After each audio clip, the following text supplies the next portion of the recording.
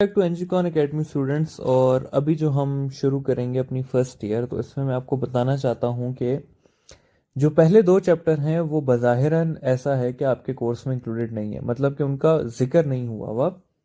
लेकिन काफ़ी सारी ऐसी चीज़ें हैं जो उनसे रिलेटेड आ रही हैं। और जैसे कि एक एग्जांपल मैं आपको दे दूं वर्क की, तो वर्क में फोर्स वेक्टर और डिस्प्लेसमेंट वेक्टर देके आप लोगों से वर्क पूछ लिया जाता है, तो उसके लिए आप लोगों को डॉट प्रोडक्ट पता होना चाहिए। इसी तरह जो प्रीफिक्सेस की बातें हैं वो पता होनी चाहिए। कुछ क्वांटिटीज के डायमेंशन पूछ लिए जाते हैं, वो पता होना चाहिए। यूनिट्स की बात की जाए तो यूनिट्स के काफ़ी सारी चीज़ें जो हैं वो इम्पोर्टेंट हैं। तो ये कुछ बेसिक बेसिक चीज़ें हैं जो कि आपको पता होनी चाहिए, ठीक है। तो जैसे कि हम लोगों की पॉलिसी है कि हम कोई चीज़ चॉइस पे नहीं छोड़ते, हमारा फोकस होता है कि हम हर चीज़ को मुकम्मल तरीके से कवर करें। तो इसलिए मैं यहाँ पर आप लोगों को फर्स्ट और सेकंड चैप्टर का एक जनरल सा ओवरव्यू देके फिर जो है वो थर्ड चैप्टर डिटेल से स्टार्ट करना चाहता हूँ, ठीक है। तो फर्स्ट चैप्टर अपना शुरू करते हैं। फर्स्ट चैप्टर है हमारे पास मेजरमेंट्स का। मेजरमेंट्स जो है उसका जो ये निकला है वो निकला है मैयर से, ठीक है। और मैयर फिजिक्स में हम किसे कहते हैं? मैयर हम फिजिक्स में कहते हैं comparison of a quantity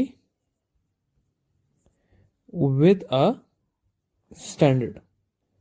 for example इसकी क्या है कि मैं कहता हूं कि एक तराजू पड़ा हुआ है मेरे पास,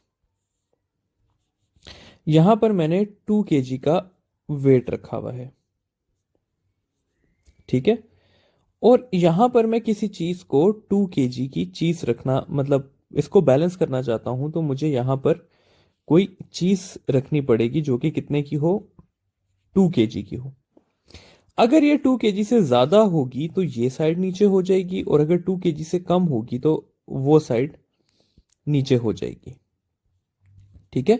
तो ये बेसिकली देखें, हम एक चीज को कंपेयर कर रहे हैं 2 kg के साथ। तो यहां पर ये 2 kg क्या हो गया? ये हो गया स्टैंडर्ड। और हम क्या कर रहे हैं? हम मेजरमेंट कर रहे हैं, ठीक है। अगली जो चीज आती है मेजरमेंट के बाद वो आती है फिजिकल क्वांटिटी की।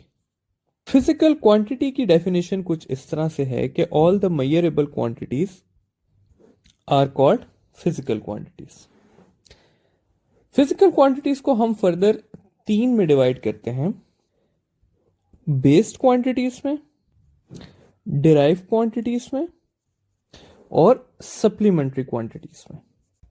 अब हम इन तीनों को बारी बारी देख लेते हैं कि बेस क्या है, डिराइव क्या है, और सप्लीमेंट्री क्या है। सबसे पहले बात करते हैं बेस क्वांटिटीज की कि बेस क्वांटिटीज क्या होती हैं।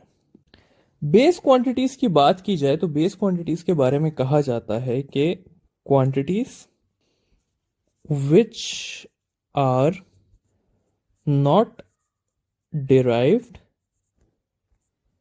from any other quantity, या quantities which cannot be broken into simpler quantities। तो ये है दो डेफिनेशंस हमारे पास बेस क्वांटिटीज की। बेस क्वांटिटीज की बात की जाए तो 7 बेस क्वांटिटीज होती हैं हमारे पास। पहली होती है लेंथ, सेकंड है मैस, थर्ड है टाइम,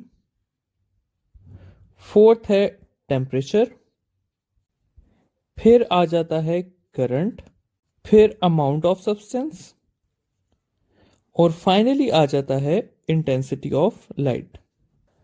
अच्छा, अब अगर लेंथ की बात की जाए तो लेंथ के लिए जो सिंबल यूज करते हैं हम वो है एल का, मैस के लिए एम, टाइम के लिए टी, टेम्परेचर के लिए कैपिटल टी, करंट के लिए आई, अमाउंट ऑफ सब्सटेंस के लिए यूजली एन यूज किया जाता है, और इंटेंसिटी ऑफ लाइट के लिए फाई का सिंबल यूज होता है।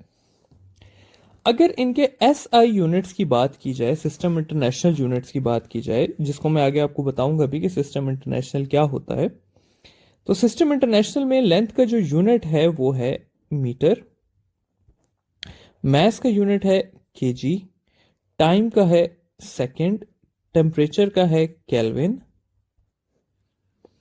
करंट का है एम्पेयर, अमाउंट ऑफ सब्सटेंस का है मोल और इंटेंसिटी ऑफ लाइट का है कैंडेला। अगर यूनिट्स के सिंबल्स की बात की जाए तो इसको एम लिखते हैं, ये केजी है, ये सेकंड है, इसको सिंपल एस से लिखते हैं, केल्विन के से, एम्पेयर ए से, मोल को एन से और कैंडेला को सी डी से। अगर डायमेंशंस की बात की जाए तो लेंथ का डायमेंशन है एल, मास का है एम, टाइम का है टी, करंट का है थीटा या के, सॉरी टेम्परेचर का है थीटा या के, करंट का है ए, अमाउंट ऑफ सब्सटेंस का या एन है या एम ओ एल है, दोनों यूज होते हैं, और इंटेंसिटी ऑफ लाइट के लिए हम फाई को यूज करते हैं। तो ये है इनके डायमेंशंस। तो ये आ गई आपके पास डिटेल 7 बेस क्वांटिटीज की। फर्स्ट कॉलम क्वांटिटीज का नाम है, सेकंड उनका सिंबल है, थर्ड उनके एसआई यूनिट्स हैं, फोर्थ जो है वो यूनिट के सिंबल है, और फाइनल जो रो है वो इनके डायमेंशंस की है। बेस क्वांटिटीज के बाद जो नेक्स्ट क्वांटिटीज हैं वो हैं आपके पास डिराइव्ड क्वांटिटीज। डिराइव्ड क्वांटिटीज के बारे में ये कहा जाता है कि the quantities which are derived from other base quantities are called as derived quantities। अब जितनी भी derived quantities हैं, अगर आप उनको ट्रेस बैक करें तो eventually जो है वो जाके मिलेंगी बेस क्वांटिटी से। एग्जाम्पल अगर हम देख लें तो हमारे पास जो फर्स्ट ईयर में मेन एग्जाम्पल्स हैं वो कुछ इस तरह से हैं कि स्पीड की बात कर लें तो स्पीड है डिस्टेंस पर यूनिट टाइम। तो डिस्टेंस और टाइम दोनों क्या हैं, बेस क्वांटिटीज हैं, तो इसलिए स्पीड क्या हुई, डिराइव्ड हुई। अगली बात कर लें फोर्स की, तो फोर्स है हमारे पास मैस इनटू एक्सेलरेशन। एक्सेलरेशन जो फर्दर है वो है इक्वल v बाय टी के, और v इक्वल है s बाय टी के। तो मैस भी बेस है, डिस्टेंस भी बेस है, टाइम भी बेस्ड है, लेकिन फोर्स क्या हुई फिर, डिराइव्ड हो गई। तो सिंपल सी चीज है कि any quantity except 7 base and 2 supplementary are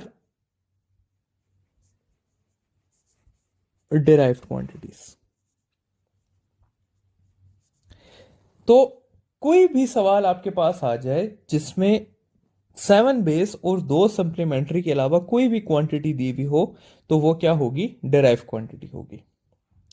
derive quantity के यूनिट्स को क्या कहा जाता है, डिराइव्ड, और बेस को क्या कहा जाता है, बेस। थोड़ी सी बात यूनिट्स के बारे में करते हैं, यूनिट्स की बात आ ही गई है तो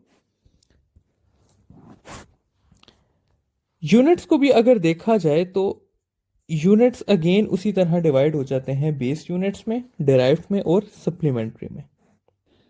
तो यूनिट्स को भी हम डिवाइड करते हैं बेस में, डिराइव्ड में और सप्लीमेंट्री में। बेस यूनिट स्टूडेंट्स वही 7 यूनिट्स हैं जिनका मैंने जिक्र किया था।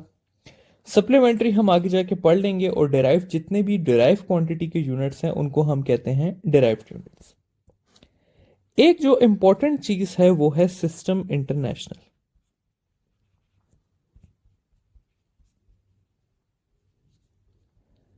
जिसका सवाल भी आप लोगों के पास काफी आता है कि what is the SI unit of a quantity. इस तरह है कि 3 सिस्टम एग्जिस्ट करते थे। हिस्ट्री थोड़ी सी हम यहां पर बयान कर रहे हैं। हिस्ट्री के हिसाब से 3 यूनिट्स एग्जिस्ट करते थे, एमकेएस सिस्टम, सीजीएस सिस्टम और एफपीएस सिस्टम। एमकेएस सिस्टम का मतलब था मीटर